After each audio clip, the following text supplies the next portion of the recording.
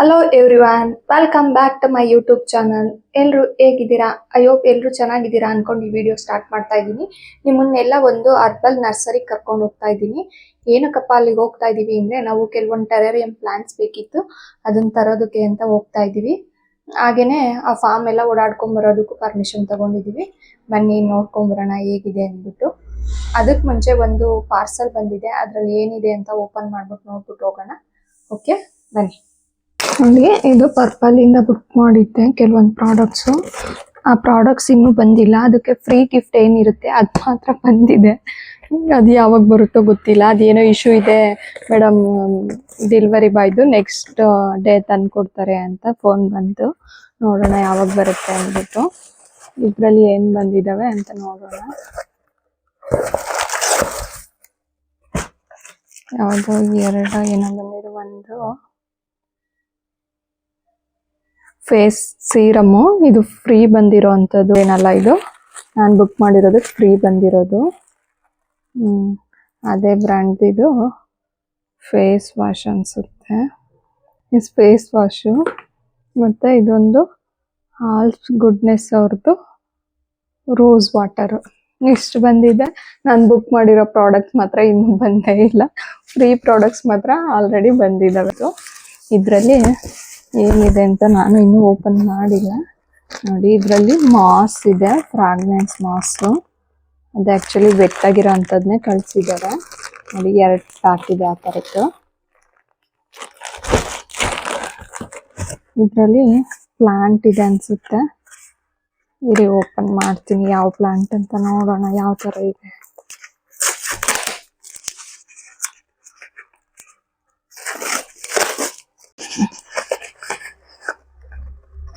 Last time ಈ ಥರ plant ಇತ್ತು. ಆ್ಯಕ್ಚುಲಿ ಅದು ನಾವು 1 ವೀಕ್ ಇರಲಿಲ್ವಲ್ಲ, ಊರಿಗೆ ಹೋಗಿದ್ವಲ್ಲ, ಅವಾಗ ಎಷ್ಟು ಚೆನ್ನಾಗಿ ಬಂದಿತ್ತು. ನಾವು ತರಿಸ್ದಾಗ ಎಷ್ಟು ಚೆನ್ನಾಗಿ ಬಂದಿತ್ತು, ಅಷ್ಟೇ ಚೆನ್ನಾಗಿ ಗಿಡನೂ ಬಂದಿತ್ತು. ಅದು ಯಾಕೆ ಒಣಗೋಯ್ತಂತ ಗೊತ್ತಿಲ್ಲ, ಒಣಗೋಗ್ಬಿಡ್ತು. ಅದಕ್ಕೆ ಈಗ ಅದೇ ಥರದ್ದು ಮತ್ತೆ ಬುಕ್ ಮಾಡಿ ತರಿಸ್ಕೊಂಡಿದ್ದಾರೆ. ಆ ಜಾಗಕ್ಕೆ ರೀಪ್ಲೇಸ್ ಮಾಡಬೇಕು ಅಂದ್ಬಿಟ್ಟು. ಅಲ್ಲಿ ನೋಡಿದಾಗ ಯಾವಾಗಲೂ ಬೇಜಾರಾಗ್ತಿತ್ತು ಆ ಪ್ಲಾಂಟ್ ಒಣಗೋಗಿರೋದ್ರಿಂದ. ಅದು ನಾವು ಇಲ್ದಾಗ ನೀರು ಹಾಕೋಕ್ಕೆ ನೀರೇನೋ ಶಾರ್ಟೇಜ್ ಆಗೋ ಏನೋ. ಇದನ್ನ ಓಪನ್ ಮಾಡಬೇಕು. ನೋಡಿ, ಈ ಥರ ಇದೆ. ಈ ಪಾಟಲ್ಲಿ ಇಡಲ್ಲ, ಬೇರೆ ಮುಂಚೆ ಇತ್ತಲ್ಲ ದೊಡ್ಡದ ಪಾಟು, ಅದಕ್ಕೆ ಹಾಕೋಣ. ಸದ್ಯಕ್ಕೀಗ ಹೀಗೆ ಇರಲಿ. 1 ದಿನ 2 ದಿನ ಇದನ್ನು ರೀಪಾಟ್ ಮಾಡಬಾರ್ದು, ಆಮೇಲೆ ಮಾಡೋಣ. ಅಲ್ಲಿವರೆಗೂ ಇದಕ್ಕೆ ವಾಟರ್ ಹಾಕಿ ಹಾಗೆ ಇಡ್ತೀನಿ. ಆಮೇಲೆ ಇದು ಮಾಡೋಣ. ಮುಂಚೆ ಇದ್ದಿದ್ದ ಪ್ಲಾಂಟ್ ಯಾವ ಥರ ಇತ್ತು ಅಂದರೆ ತುಂಬ ಚೆನ್ನಾಗಿತ್ತು. ಆ್ಯಕ್ಚುಲಿ ಅದು ಒಣಗೋಗಿದ್ದಕ್ಕೆ ನಮಗೂ ಬೇಜಾರಾಯಿತು. ಅದಕ್ಕೆ ಆ ಜಾಗ ಫಿಲ್ ಮಾಡೋದಕ್ಕೆ ಬೇರೆ ತರಿಸಿದ್ರೆ ಬೇಜಾರಾಗಲ್ಲ, ಇಲ್ಲಾಂದರೆ ಬೇಜಾರಾಗ್ತಿರುತ್ತೆ ಅಂತಲೇ ಬೇರೆ ಪ್ಲಾಂಟ್ ತರಿಸಿರೋದು. ಪಾರ್ಸಲ್ನ ಎತ್ತಿಟ್ಟಿದ್ದಾಯ್ತಲ್ವಾ, ಹೊರಡೋಣ ಇವಾಗ. ಇದನ್ನು ಎತ್ತಿಡ್ತೀನಿ, ಹಾಗೆಯೇ ಹೊರಡೋಣ. ಅಲ್ಲಿಗೆ ಹೋದ್ಮೇಲೆ ನಾನು ಬ್ಲಾಗ್ ಸ್ಟಾರ್ಟ್ ಮಾಡ್ತೀನಿ. ಬನ್ನಿ, ಇವಾಗ ಮಳೆ ಬರೋ ಥರನೇ ಇದೆ. ಫುಲ್ ಮೋಡ ಆಗಿದೆ, ಮತ್ತು ಗಾಳಿ ಬೀಸ್ತಿದೆ ತುಂಬ ಜೋರಾಗಿ. ಬಂದ ತಕ್ಷಣವೇ ಸರು ಕೂಡ ಪ್ಲಾಂಟ್ಸ್ ಎಲ್ಲ ತೋರಿಸ್ತೀನಿ ಬನ್ನಿ ಅಂತ ಕರ್ಕೊಂಡು ಹೋದ್ರು.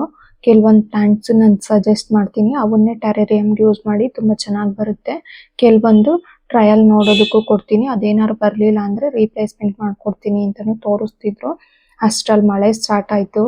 ನಾನು ಪಾಪು ಬೇರೆ ಇದ್ನಲ್ಲ, ಅದಕ್ಕೆ ಅವನನ್ನು ಕರ್ಕೊಂಡು ಅಲ್ಲಿ ಮನೆ ಇದೆ, ಅವ್ರ ಮನೆಯಲ್ಲಿ ಎಲ್ಲರೂ ಎಲ್ಲ ಹೊರ್ಗಡೆ ಹೊರಟಿದ್ರು, ಅಲ್ಲಿ ಹೋಗಲಿಲ್ಲ. ಅವ್ರ ಮ್ಯಾನೇಜರ್ದು ಮನೆ ಅಲ್ಲೇ ಇರೋದು, ಅವ್ರಿಗೂ ಸ್ಟೇ ಆಗೋದಕ್ಕೆ ಮನೆ ಕೊಟ್ಟಿದ್ದಾರೆ. ಅಲ್ಲಿ ಹೋದ್ವಿ. ಅಷ್ಟರಲ್ಲಿ ಮಳೆ ಸ್ಟಾರ್ಟ್ ಆಯಿತು. ಆ ಪ್ಲಾಂಟ್ಸ್ ತೋರಿಸ್ತಿದ್ದಾರಲ್ಲ ಅವರೇನೆ ಆ ನರ್ಸರಿ, ಆ ಫಾರ್ಮ್ಗೆಲ್ಲ ಓನರು ಅವರೇನೆ ಸರ್ರು. ಅವರು ಎಲ್ಲ ತೋರಿಸ್ತಾ ಇದ್ದಾಗಲೇ ಮಳೆ ಸ್ಟಾರ್ಟ್ ಆಗಿದ್ದರಿಂದ ಅವರು ಹೊರಗಡೆ ಹೋಗ್ಬೇಕಿತ್ತಂತೆ, ಬೆಂಗಳೂರಿಗೆಲ್ಲೋ. ಫ್ಯಾಮಿಲಿ ಎಲ್ಲ ಹೊರಟಿದ್ರು, ಹೋಗ್ಬಿಟ್ರು ಅವ್ರ ಜೊತೆ. ನೆಕ್ಸ್ಟ್ ಬರ್ತೀವಿ ಅಂತ ನಾವು ಹೇಳಿದ್ವಿ. ಅವ್ರು ಹಂಗೂ ಮ್ಯಾನೇಜರ್ ಇರ್ತಾರೆ, ನೋಡ್ಕೊಂಡು ಹೋಗಿ ಅಂದರು. ಮಳೆ ಬಿಟ್ಟೇ ಇರಲಿಲ್ವಲ್ಲ, ಹಾಗಾಗಿ ಸ್ವಲ್ಪ ಹೊತ್ತು ಅಲ್ಲೇ ವೆಯ್ಟ್ ಮಾಡಿ ಆಮೇಲೆ ಹೊರಟ್ವಿ. ಸರ್ ಬುಕ್ ಎಲ್ಲ ಬರೆದಿದ್ರು. ನಾವಿಲ್ಲಿ ಮ್ಯಾನೇಜರ್ ಮನೇಲಿ ಕೊಟ್ಟಿದ್ರು ನೋಡೋದಕ್ಕೆ. ನೋಡಿ, ಇದು ಅವ್ರದ್ದೇ ಫಾರ್ಮು, ತುಂಬ ಚೆನ್ನಾಗಿದೆ. ಇಲ್ಲಿ ಕೆಲವೊಂದು ಕನ್ಸ್ಟ್ರಕ್ಷನ್ ನಡೀತಿರೋದ್ರಿಂದ ಇಲ್ಲಿ ಈ ಥರ ಎಲ್ಲ ಇದೆ. ಮತ್ತೆ ಅಲ್ಲಿ ನಾಯಿಗಳೆಲ್ಲ ಸಾಕೊಂಡಿದ್ದಾರೆ ತುಂಬಾ. ಬಟ್ ಅವೆಲ್ಲ ಇವರು ಚೆನ್ನಾಗಿ ಫ್ರೆಂಡ್ಲಿ ಆಗಿ ಮಾತಾಡ್ಸಿದ ತಕ್ಷಣ ಅವು ಏನು ನಮಗೆ ಅಟ್ಯಾಕ್ ಮಾಡೋದಾಗ್ಲಿ ಏನು ಮಾಡ್ಲಿಲ್ಲ. ಸ್ವಲ್ಪನೂ ಏನು ಮನೆಯವರೇನೋ ನಾವುನು ಅಲ್ಲೇ ಅದೇ ಫಾರ್ಮಲ್ಲಿ ಇರೋರೇನೋ ಅನ್ನೋ ಅಷ್ಟು ಚೆನ್ನಾಗಿ ಫ್ರೆಂಡ್ಲಿ ಆಗಿ ಹೊಂದ್ಕೊಂಡ್ಬಿಟ್ವು. ಡಾಗ್ ಕೂಡ ಅದೆಲ್ಲ ಮುಗಿಸ್ಕೊಂಡು ಮನೆಗೆ ರಿಟರ್ನ್ ಆದ್ವಿ. ಮಳೆ ಸ್ವಲ್ಪ ಕಮ್ಮಿ ಆದ್ಮೇಲೆ ಮಳೆಲಿ ಬಂದಿದ್ರಿಂದ ಏನಾದ್ರೂ ತಿನ್ಬೇಕು ಅನ್ನಿಸ್ತಿತ್ತು. ಅದಕ್ಕೆ ಇವರು ಹಂಗೂ ಹೊರ್ಗಡೆ ಪಾನಿಪುರಿ ತಿನ್ಕೊಂಡು ಹೋಗೋಣ ಅಂದ್ರು. ಬೇಡ ಬನ್ನಿ ಮನೇಲೆ ಮಾಡ್ಕೊಡ್ತೀನಿ, ಬಟಾಣಿ ಎಲ್ಲ ಇದೆ ನೆನ್ಸಿರೋ ಅಂಥದ್ದು ಅಂತ. ಮಾರ್ನಿಂಗು ಪಲಾವ್ ಮಾಡೋಣ ಅಂತ ಬಟಾಣಿ ನೆನೆಸಿದ್ದೆ. ಬಟ್ ಪಲಾವ್ ಬೇಡ, ಇದು ಬೇರೆ ಟಿಫನ್ ಏನಾದರೂ ಮಾಡು ಅಂದಿದ್ದಕ್ಕೆ ನಾನು ಪೊಂಗಲ್ ಮಾಡಿದೆ, ಬೇಗ ಆಗ್ಬಿಡುತ್ತೆ ಅಂದ್ಬಿಟ್ಟು. ಹಂಗಾಗಿ ಬಟಾಣಿ ಇದ್ವಲ್ಲ ಮಾಡ್ಕೊಡ್ತೀನಿ ಬನ್ನಿ ಅಂತ ಕರ್ಕೊಂಬಂದೆ. ಈಗ ಬಟಾಣಿ ಮತ್ತು ಆಲೂಗೆಡ್ಡೆನ ಬೇಯಿಸ್ಕೊಳ್ಳೋಣ. ನಾನು ಇನ್ಸ್ಟೆಂಟ್ ಪೂರಿ ತಂದಿಟ್ಕೊಂಡಿದ್ದೆ, ಯಾವತ್ತಾದರೂ ಮಾಡೋಣ ಅಂದ್ಬಿಟ್ಟು. ನನ್ನ ಮಗ ಕೇಳ್ತಿರ್ತಾನೆ ಅವಾಗವಾಗ ಪಾನಿಪುರಿನ, ಅದಕ್ಕೋಸ್ಕರ ಅವನು ಎಣ್ಣೆಲಿ ಕರ್ದು ಎತ್ತಿಟ್ಕೊಂಡಿದ್ದೀನಿ. ಇವಾಗ ಬೇಯೋದಕ್ಕೆ ಇಟ್ಬಿಟ್ಟು ಬಟಾಣಿನೂ ಆಲೂಗೆಡ್ಡೆನೂ ಇಲ್ಲಿ ಸ್ವೀಟ್ ಪಾನಿಗೆ ಹುಣಸೆಹಣ್ಣನ್ನ ಸ್ವಲ್ಪ ನೆನೆಸಿಟ್ಟಿದ್ದೀನಿ. ಅದನ್ನ ನೆನೆಸ್ಬಿಟ್ಟು ಒಂದು ಸ್ವಲ್ಪ ನೆನೆಸ್ಲಿಲ್ಲ ಅಂದ್ರೂ ಅರ್ಜೆಂಟಿಗೆ ಬೇಕು ಅಂದರೆ ಬೇಯಿಸ್ಬಿಟ್ಟು ತಗೊಬೋದು. ನಾನಿಲ್ಲಿ ನೆನೆಸ್ಬಿಟ್ಟು ಆಮೇಲೆ ಲಾಸ್ಟಲ್ಲಿ ಬೇಯಿಸ್ಕೊತಿದ್ದೀನಿ. ಆನಿಯನ್ನು ಮತ್ತು ಕೊತ್ತಂಬರಿ ಕ್ಯಾರೆಟ್ ಎಲ್ಲ ಕಟ್ ಮಾಡಿಕೊಂಡು ತುರ್ಕೊಂಡು ತೊಗೊತಾ ಇದ್ದೀನಿ.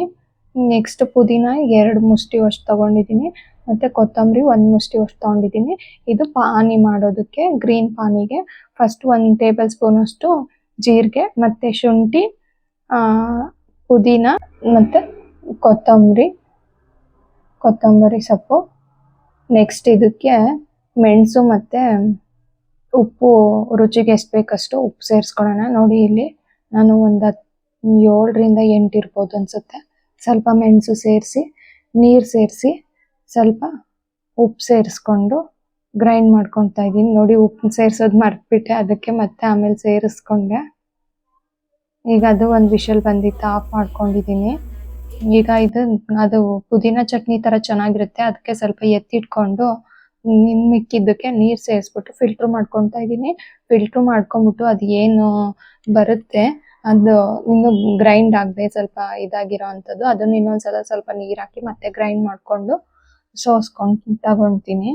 ಈ ಥರ ಫಿಲ್ಟ್ರ್ ಮಾಡ್ಕೊಂಡು ತಗೊಂಡ್ರೆ ಅದ್ರಲ್ಲಿ ಜಾಸ್ತಿ ಆ ಥರದ್ದು ಇದೆಲ್ಲ ಏನು ಇರಲ್ಲ, ನಾವು ರುಬ್ಬಿರೋದೆಲ್ಲ ತುಂಬ ಚೆನ್ನಾಗಿರುತ್ತೆ.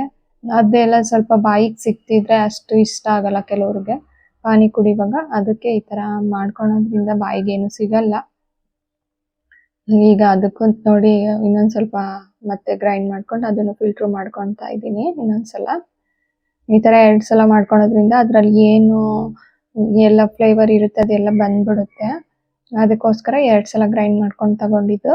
ನೋಡಿ ಈಗ ಸಾಲ್ಟ್ ಸೇರಿಸ್ಕೊತಾ ಇದ್ದೀನಿ. ಅವಾಗ ಸ್ವಲ್ಪ ಸೇರಿಸಿದ್ದೆ ರುಬ್ಬುವಾಗ್ಲೂ, ಅದು ಅಷ್ಟು ಸಾಕಾಗಲಿಲ್ಲ ಅಂದ್ಬಿಟ್ಟು, ಸಾಕಾಗಲ್ಲ ನಾನು ಸ್ವಲ್ಪನೇ ಸೇರಿಸಿದ್ದೆ, ಆ್ಯಕ್ಚುಲಿ ಜಾಸ್ತಿ ಏನು ಸೇರಿಸಿರ್ಲಿಲ್ಲ, ಅದಕ್ಕೆ ಇನ್ನೊಂದು ಸ್ವಲ್ಪ ಸೇರಿಸ್ಕೊತಾ ಇದ್ದೀನಿ. ನೆಕ್ಸ್ಟ್ ಇದಕ್ಕೆ ಸೇರಿಸ್ಕೊಂಡಾದ್ಮೇಲೆ ಲೆಮನ್ ಸೇರಿಸ್ಕೊಳ್ಳೋಣ. ನಾವು ಲೆಮನ್ನು ಅಷ್ಟೇ ನಮ್ಗೆ ಎಷ್ಟು ಬೇಕು, ನಾವು ಪಾನಿ ಎಷ್ಟು ಮಾಡ್ಕೊತಿರ್ತೀವಿ ಟೇಸ್ಟ್ ನೋಡ್ಬಿಟ್ಟು ಒಂದ್ಸಲ ಎಷ್ಟು ಬೇಕಷ್ಟು ಸೇರಿಸ್ಕೊಂಡ್ರೆ ಬೆಟರು. ನೆಕ್ಸ್ಟು ಇದಕ್ಕೆ ಸ್ವಲ್ಪ ನಾನು ಅಚ್ಕಾರದ ಪುಡಿನೂ ಹಾಕ್ತಾಯಿದ್ದೀನಿ, ಟೇಸ್ಟ್ ತುಂಬ ಚೆನ್ನಾಗಿರುತ್ತೆ ಅಂದ್ಬಿಟ್ಟು. ಬೇಡ ಅನ್ನೋರು ಸ್ಕಿಪ್ ಮಾಡ್ಕೊಬೋದು. ಮತ್ತು ಸ್ವಲ್ಪ ಧನಿಯಾ ಪುಡಿ ಮತ್ತು ಚಾಟ್ ಮಸಾಲ ಹಾಕ್ತಾಯಿದ್ದೀನಿ. ನೀವು ಚಾಟ್ ಮಸಾಲ ಇಲ್ಲ ಅಂದರೆ ಗರಂ ಮಸಾಲ ಅಥವಾ ಸಾಂಬಾರು ಪುಡಿ ಮಾಡ್ಕೊಂಡಿರ್ತೀವಲ್ಲ ಅದನ್ನ ಹಾಕಿದ್ರೂ ನಡೆಯುತ್ತೆ, ಚೆನ್ನಾಗೇ ಇರುತ್ತೆ ಟೇಸ್ಟು. ಈಗ ಅರ್ಜೆಂಟಿಗೆ ಮಾಡುವಾಗ ಮನೇಲಿ ಇಲ್ಲ ಅಂದರೆ ತಂದೆ ಮಾಡಬೇಕು ಅನ್ನೋದೇನಿಲ್ಲ, ಈ ಥರನೂ ಮಾಡ್ಕೊಬೋದು. ಈಗ ನೋಡಿ ಅದು ಹುಣ್ಸೆಹಣ್ಣು ಚೆನ್ನಾಗಿ ಚೆನ್ನಾಗಿ ನೆಂದಿದೆ, ಅದನ್ನ ಚೆನ್ನಾಗಿ ಬೇಯಿಸ್ಕೊಂಡು ಕೂಡ ಈ ಥರ ರಸ ತಕ್ಕೊಂಡು ಮಾಡ್ಕೊಬೋದು. ನಾನು ನೆಂದಿರೋದನ್ನೇ ಅದು ಹುಳಿ ಎಲ್ಲ ತಕ್ಕೊಂಬಿಟ್ಟು ಗಟ್ಟಿ ಇರೋದನ್ನೆಲ್ಲ ತೆಗ್ದಾಕಿ ಅದಕ್ಕೆ ಸ್ವಲ್ಪ ಖಾರದ ಪುಡಿ ಮತ್ತು ಧನಿಯಾ ಪುಡಿ, ಇದಕ್ಕೂ ಚಾಟ್ ಮಸಾಲ ಎಲ್ಲ ಸೇರಿಸ್ಕೊತೀನಿ. ಈಗ ನೋಡಿ ಇಷ್ಟು ಹಾಕ್ಬಿಟ್ಟು ಇದಕ್ಕೆ ಬೆಲ್ಲ ಸೇರಿಸ್ಕೊತಾ ಇದ್ದೀನಿ. ಬೆಲ್ಲ ಸೇರಿಸ್ಕೊಂಡು ಇದಕ್ಕೆ ಉಪ್ಪು ಸೇರಿಸಿರೋದು ವಿಡಿಯೋ ಸ್ಕಿಪ್ ಆಗಿದೆ, ಉಪ್ಪು ಕೂಡ ಸೇರಿಸಿದ್ದೀನಿ. ಮತ್ತು ಸ್ವಲ್ಪ ಮೆಣಸಿನ ಪುಡಿ, ಜೀರಾ ಪುಡಿ ಎಲ್ಲ ಸೇರಿಸ್ಕೊಳ್ಬೇಕು. ನೋಡಿ ಈಗ ಇದನ್ನು ಸ್ವಲ್ಪ ಬಿಸಿ ಮಾಡ್ತೀನಿ. ಇದು ಚೆನ್ನಾಗಿ ಸ್ವಲ್ಪ ಬೆಂದ್ಬಿಟ್ಟು ಆರ್ಕೊಬೇಕು. ಈ ತರ ಮಾಡಲ್ಲ ಅಂದ್ರೆ ಈ ಫಸ್ಟೇ ಹುಳಿನ ಬೇಯಿಸ್ಕೊಂಡು ತಗೊಬೇಕಾಗುತ್ತೆ. ಹುಣಸೆಹಣ್ಣ ಬೇಯಿಸಿದ್ರೆ ನೀರಲ್ಲಿ ಹಾಕಿ ಅದು ಹುಳಿ ಬಿಡುತ್ತಲ್ವಾ, ಅದಕ್ಕೆ ಗಟ್ಟಿಗಿರೋ ಹುಣಸೆಹಣ್ಣೆಲ್ಲ ತೆಗೆದ್ಬಿಟ್ಟು ಸ್ವಲ್ಪ ಬೆಲ್ಲ ಹಾಕಿ ಬೇಯಿಸ್ಕೊಂಡ್ರೆ ಅದನ್ನು ಕೂಡ ಚೆನ್ನಾಗಿರುತ್ತೆ. ಆ ಥರನೂ ಮಾಡ್ಕೊಬೋದು, ಈ ಥರನೂ ಮಾಡ್ಕೊಬೋದು. ಈಗ ಸ್ಟಫಿಂಗಿಗೆ ಆಲೂಗಡ್ಡೆ ಬಟಾಣಿ ಎಲ್ಲ ಬೆಂದಿತ್ತಲ್ವಾ, ಅದು ಸಿಪ್ಪೆ ತೆಗೆದು ಆಲೂಗಡ್ಡೆನ ಸ್ಮ್ಯಾಶ್ ಮಾಡ್ಕೊಳ್ಳೋಣ. ಸ್ವಲ್ಪ ಬಟಾಣಿನ ಹಾಗೆ ಮೇಲೆ ಹಾಕೊಳ್ಳೋದಕ್ಕೆ ಎತ್ತಿಟ್ಕೊಂಡಿದ್ದೀನಿ. ಕ್ಯಾರೆಟ್, ಆನಿಯನ್, ಕೊತ್ತಂಬರಿ ಇದನ್ನು ಕೂಡ ಸ್ವಲ್ಪ ಮೇಲೆ ಹಾಕೊಳ್ಳೋದಕ್ಕೆ ಎತ್ತಿಟ್ಕೊಂಡಿದ್ದೀನಿ. ಸ್ಮ್ಯಾಶ್ ಮಾಡ್ಕೊಂಡ್ಮೇಲೆ ಇದಕ್ಕೆ ಬಟಾಣಿ ಸೇರಿಸ್ಕೊಳ್ಳೋಣ. ನೋಡಿ, ಈ ಥರ ಚೆನ್ನಾಗಿ ಸ್ಮ್ಯಾಶ್ ಮಾಡ್ಕೊಬೇಕು. ತುಂಬ ಚೆನ್ನಾಗಿ ಸ್ಮ್ಯಾಶ್ ಆದ್ರೇ ತುಂಬ ಚೆನ್ನಾಗಿ ಆಗೋದು. ಅದು ಸ್ವಲ್ಪ ಪೀಸ್ ಹಂಗಂಗೆ ಇದ್ದರೆ ಅಷ್ಟು ಚೆನ್ನಾಗಲ್ಲ. ಅಂದರೆ ಪೂರಿ ಒಳಗೆ ಸೇರಿಸುವಾಗ ಒಂದಕ್ಕೆ ಹಂಗಂಗೆ ಸಿಗುತ್ತೆ, ಅದ್ರೊಳಗಡೆ ಎಲ್ಲ ನಾವು ಏನು ಮಸಾಲ ಎಲ್ಲ ಹಾಕ್ತೀವಿ ಅದು ಸೇರ್ಕೊಂಡಿರಲ್ವಲ್ಲ, ಅಷ್ಟು ಟೇಸ್ಟ್ ಬರಲ್ಲ. ಅದಕ್ಕೋಸ್ಕರ ಈ ಥರ ಚೆನ್ನಾಗಿ ಸ್ಮ್ಯಾಶ್ ಮಾಡಿ ಈ ಥರ ಚೆನ್ನಾಗಿ ಮಿಕ್ಸ್ ಮಾಡ್ಕೊಬೇಕು. ನೋಡಿ, ಬಟಾಣಿ ಸೇರಿಸಿ ಚೆನ್ನಾಗಿ ಒಂದು ಮಿಕ್ಸ್ ಮಾಡಿ ಕ್ಯಾರೆಟು, ಕೊತ್ತಂಬರಿ ಎಲ್ಲ ಸೇರಿಸ್ಕೊತಾ ಇದ್ದೀನಿ. ಇದಕ್ಕೆ ಸ್ವಲ್ಪ ಆನಿಯನ್ನು ಸೇರಿಸ್ಕೊತೀನಿ. ನೆಕ್ಸ್ಟು ಇದಕ್ಕೆ ಸ್ವಲ್ಪ ಪೆಪ್ಪರ್ ಪೌಡರ್ ಮತ್ತು ಜೀರಾ ಪೌಡರು ಸೇರಿಸ್ಕೊತೀನಿ. ಜೀರಾ ಪೌಡರ್ ಹೊರಗಡೆಯಿಂದ ತಂದಿರೋದು, ಪೆಪ್ಪರ್ ಪೌಡರ್ ಮನೇಲೆ ಮಾಡ್ಕೊಂಡಿದ್ದೀನಿ. ಜೀರಾ ಪೌಡರು ಆಲ್ಮೋಸ್ಟ್ ಮನೇಲೆ ಮಾಡ್ತಿರ್ತೀನಿ. ಜೀರಿಗೆ ಪುಡಿನ ಈಗ ಮಾಡಿರಲಿಲ್ಲ, ಅದಕ್ಕೆ ಹೊರಗಡೆ ತಂದಿದ್ದೆ ಮೊನ್ನೆ, ಅದನ್ನೇ ಹಾಕ್ತಾಯಿದ್ದೀನಿ. ಮತ್ತು ಸ್ವಲ್ಪ ಚಾಟ್ ಮಸಾಲನ ಸೇರಿಸ್ಕೊತೀನಿ. ಇದ್ರ ಜೊತೆಗೆ ಸ್ವಲ್ಪ ಖಾರದ ಪುಡಿನೂ ಹಾಕ್ತಾಯಿದ್ದೀನಿ.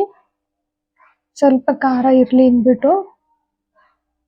ನಾನು ಪಾನಿ ಎಲ್ಲ ಅಷ್ಟೊಂದು ತುಂಬ ಖಾರ ಹಾಕಿ ಮಾಡಿಲ್ಲ, ಅದಕ್ಕೆ ಇದಕ್ಕೂ ಸ್ವಲ್ಪ ಖಾರ ಸೇರಿಸ್ಕೊತಾ ಇದ್ದೀನಿ. ನೀವು ಪಾನಿಗೆಲ್ಲ ತುಂಬ ಖಾರ ಹಾಕಿದ್ದೀವಿ ಅಂದರೆ ಖಾರದ ಪುಡಿ ಸೇರಿಸೋ ಅವಶ್ಯಕತೆ ಇರಲ್ಲ. ಸ್ವಲ್ಪ ಧನಿಯಾ ಪುಡಿನೂ ಸೇರಿಸ್ತಾ ಇದ್ದೀನಿ.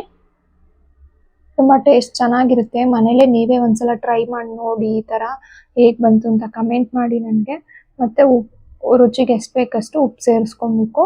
ನಾವು ಬೇರೆ ಯಾವುದಕ್ಕಾದ್ರೂ ಜಾಸ್ತಿ ಉಪ್ಪು ಸೇರಿಸಿದ್ದೀವಿ ಅಂದರೆ ಇದಕ್ಕೆ ಉಪ್ಪು ಸೇರಿಸೋ ಅವಶ್ಯಕತೆ ಇರಲ್ಲ. ನಾನು ಬೇಯುವಾಗ ಉಪ್ಪು ಸೇರಿಸಿಲ್ಲ, ಅದಕ್ಕೋಸ್ಕರ ಇವಾಗಲೇ ಸ್ವಲ್ಪ ಸೇರಿಸ್ಕೊತಾ ಇದ್ದೀನಿ. ನೋಡಿ, ಇದು ಆಫ್ ಮಾಡಿದ್ದೆ ಸ್ಟವ್, ಆವಾಗಲೇ ತಣ್ಣಗಾಗಿದೆ. ಇವಾಗ ಇದಕ್ಕೆ ಸ್ವಲ್ಪ ಸಾಲ್ಟು ಮತ್ತು ಜೀರಾ ಪೌಡರು ಎಲ್ಲ ಸೇರಿಸಿದಾದ್ಮೇಲೆ ಎಲ್ಲ ಒಂದು ಕಡೆ ಎತ್ತಿಟ್ಕೊಂಡಿದ್ದೀನಿ. ಇವಾಗ ಒಂದು ಪ್ಲೇಟಿಗೆ ಸರ್ವ್ ಮಾಡ್ಕೊಳ್ಳೋಣ. ಪಾನಿ ಸಪ್ರೇಟು, ಎರಡು ಥರ ಪಾನಿನೂ ಒಂದೊಂದು ಬೌಲಲ್ಲಿ ಸಪ್ರೇಟಾಗಿ ಹಾಕ್ಕೊತಾ ಇದ್ದೀನಿ. ಹಾಗೆಯೇ ಪೂರಿ ಓಪನ್ ಮಾಡಿ ಸ್ಟಫಿಂಗ್ ತುಂಬಿ ಸ್ವಲ್ಪ ಬಟಾಣಿ, ಆನಿಯನ್ನು, ಕ್ಯಾರೆಟು, ಕೊತ್ತಂಬರಿ, ಸೇವ್ ಸೇರಿಸಿ ಸರ್ವ್ ಮಾಡ್ಕೊತೀನಿ. ಇದು ತುಂಬ ಟೇಸ್ಟ್ ಚೆನ್ನಾಗಿತ್ತು. ನೀವು ಒಂದ್ಸಲ ಮನೇಲಿ ಟ್ರೈ ಮಾಡಿ. ಯಾರೆಲ್ಲ ಟ್ರೈ ಮಾಡ್ತೀರಾ, ಹೇಗೆ ಬಂತು ಅಂತ ಕಮೆಂಟಲ್ಲಿ ತಿಳಿಸಿ. ಸ್ವಲ್ಪ ಮಾಡೋದಕ್ಕೆ ಟೈಮ್ ಬೇಕಾದ್ರೂ ಮಾಡಿದ್ಮೇಲೆ ತಿನ್ನಾಗಂತೂ ತುಂಬ ಚೆನ್ನಾಗಿರುತ್ತೆ. ಅಷ್ಟೇ ಖುಷಿನೂ ಆಗುತ್ತೆ. ನಾವು ಮಾಡಿದ್ದಲ್ವ, ಹೊರಗಡೆ ತಿಂದು ದುಡ್ಡು ಖರ್ಚು ಮಾಡಿಕೊಂಡು ಹೆಲ್ತ್ ಹಾಳು ಮಾಡ್ಕೊಳೋದ್ಕಿಂತ ಈ ಥರ ಮನೇಲೇ ರುಚಿಯಾಗಿ ಶುಚಿಯಾಗಿ ಮಾಡ್ಕೊಂಡು ತಿನ್ನೋದ್ರಿಂದ ಹೆಲ್ತು ಚೆನ್ನಾಗಿರುತ್ತೆ, ದುಡ್ಡು ಕಮ್ಮಿ ಖರ್ಚಾಗುತ್ತೆ. ನಾವು ಹೊರಗಡೆ 2 ಪ್ಲೇಟ್ ತಿನ್ನೋ ದುಡ್ಡಲ್ಲಿ ಆರಾಮಾಗಿ ಮನೇಲೇ ಮಾಡ್ಕೊಬೋದು. ಆಲ್ಮೋಸ್ಟ್ ಎಲ್ಲ ಮನೇಲೇ ಇರುತ್ತೆ. ಇಲ್ಲಿ ಪೂರಿ ಮಾಡೋ ಪ್ರೋಸೆಸ್ನು ತೋರಿಸ್ಬೋದಿತ್ತು, ತುಂಬ ಟೈಮ್ ಆಗುತ್ತೆ. ನನಗೀಗ ಟೈಮ್ ಕಮ್ಮಿ ಇದ್ದಿದ್ದರಿಂದ, ಬೇಗ ಮಾಡ್ಕೊಂಡು ತಿನ್ನಬೇಕಿದ್ದಿದ್ದರಿಂದ ಕಮ್ಮಿ ಟೈಮಲ್ಲಿ ಮಾಡಿದ್ದೀನಿ. ಅದನ್ನು ಕೂಡ ಹೊರಗಡೆ ತರೋದಕ್ಕಿಂತ ಮನೇಲಿ ಮಾಡ್ಕೊಂಡ್ರೆ ಒಳ್ಳೆಯದು, ಪೂರಿನೂ ಕೂಡ. ನೆಕ್ಸ್ಟ್ ನಾನು ಮಸಾಲೆ ಪೂರಿ ಮಾಡುವಾಗ ಪೂರಿ ಯಾವ ಥರ ಮಾಡ್ಕೊಳೋದು, ಪಾನಿಪುರಿಗಾಗಲಿ ಮಸಾಲೆ ಪೂರಿಗಾಗಲಿ ಯಾವ ಥರ ಮಾಡ್ಕೊಳೋದು ಅಂತ ತೋರಿಸ್ತೀನಿ. ಇವಾಗ ಈ ಥರ ಇನ್ಸ್ಟೆಂಟ್ ಪೂರಿ ಇದ್ವು ಅಂದ್ಬಿಟ್ಟು ಎಣ್ಣೆಲಿ ಕರೆದು ರೆಡಿ ಮಾಡಿ ಇಟ್ಕೊಂಡು ಮಾಡಿದ್ದೀನಿ. ನೆಕ್ಸ್ಟು ಮನೇಲೇ ಮಾಡ್ಕೊಳ್ಳೋಣ. ಮನೇಲೇ ಮಾಡಿ ಸ್ಟೋರ್ ಮಾಡ್ಕೊಬೋದು. ಯಾವ ಥರ ಎಲ್ಲ ಸ್ಟೋರ್ ಮಾಡ್ಬೋದು ಅಂತಲೂ ತೋರಿಸ್ಕೊಡ್ತೀನಿ. ತುಂಬ ಟೇಸ್ಟ್ ಅಂತೂ ತುಂಬ ಚೆನ್ನಾಗಿತ್ತು. ನಮ್ಮ ಮನೇಲಂತೂ ಎಲ್ರಿಗೂ ಇಷ್ಟ ಆಯಿತು, ತುಂಬ ಚೆನ್ನಾಗಿದೆ ಅಂತ ಎಲ್ಲರೂ ತಿಂದ್ವಿ. ಹಾಗೆಯೇ ನೀವು ಮನೇಲಿ ಟ್ರೈ ಮಾಡಿ, ಮನೆಯವ್ರಿಗೆಲ್ಲರಿಗೂ ಇಷ್ಟ ಆಗುತ್ತೆ. ಇನ್ನೂ ಯಾರೆಲ್ಲ ನನ್ನ ಚಾನಲ್ನ ಸಬ್ಸ್ಕ್ರೈಬ್ ಮಾಡದೆ ನೋಡ್ತಾ ಇದ್ದೀರಾ, ಪ್ಲೀಸ್ ಸಬ್ಸ್ಕ್ರೈಬ್ ಮಾಡಿಕೊಂಡು ಸಪೋರ್ಟ್ ಮಾಡಿ. ಹಾಗೆ ನನ್ನ ವೀಡಿಯೋಸ್ನೆಲ್ಲ ಫ್ರೆಂಡ್ಸ್ ಆ್ಯಂಡ್ ಫ್ಯಾಮಿಲಿ ಜೊತೆ ಶೇರ್ ಮಾಡ್ಕೊಳ್ಳಿ. Thank you. ನೆಕ್ಸ್ಟ್ ವ್ಲಾಗಲ್ಲಿ ಸಿಗೋಣ. ಬಾಯ್.